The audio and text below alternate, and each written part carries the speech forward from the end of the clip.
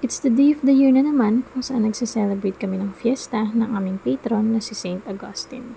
Ito nga at busy na mag-prepare ng food si na mama and my sister since yesterday and early this morning. At dahil wala tayong ambag sa kusina at baka masabihan lang tayo ng tumabi ka na nga lang dyan ni mama, ito nga at taghugas na lang tayo for today's ganap.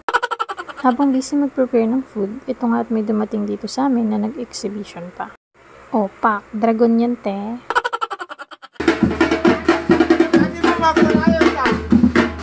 Hala, sige te, go lang, para sa 10K ni Kuya Will. Charot. Oh, pak, bigyan ng jacket yan. Oh, pak, for the aura ang person. Time out muna tayo sa pagiging dishwasher dahil sa sideline muna ang ate nyo bilang isang ninang for today's ganap. Pambansang ninang yarn. Ito nga at nag-start na ang ceremony at 11 AM. At syempre, hindi mawawala ang picture time after ng binyag, kaya naman for the pose ang ate nyo. Oh, pa. After the mass, ito nga at dumiretso na kami sa venue. Actually, DIY lang lahat ng to dahil lang nag-decorate lang naman ay yung pinsan ko at yung isa ko pang pamangkin. Sana all artistic, kasi kung ako nag-decorate niyan, baka ilagay ko lang ang mga lobo sa sahig tapos okay na. Charot. Boom! Huwag mo namang ipahalatang ayaw mo kay tita. Gigil sa bata yarn. Thank you nga po pala dito sa pabagat. So bumalik naman tayo dito sa bahay namin.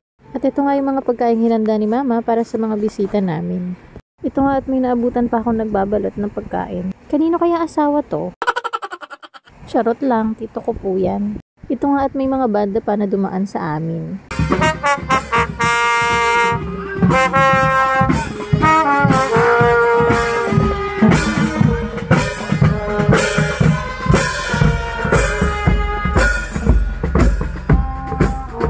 Pagsapit nga ng gabi ay nag-start na ang prosesyon o ang parada ng mga santo. Kaya naman nanood muna kami dito sa daan.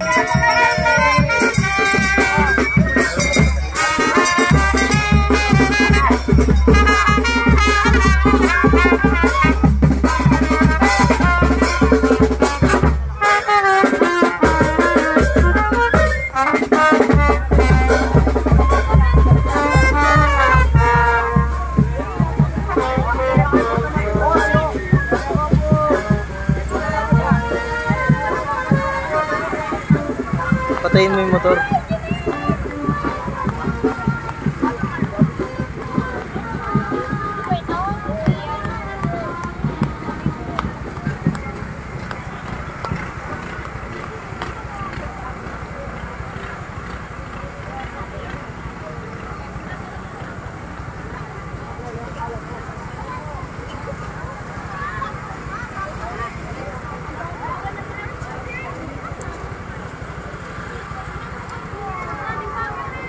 Kayo ata? Nabalo kami. Sa class? Marakal na kayo. Yeah, may pa?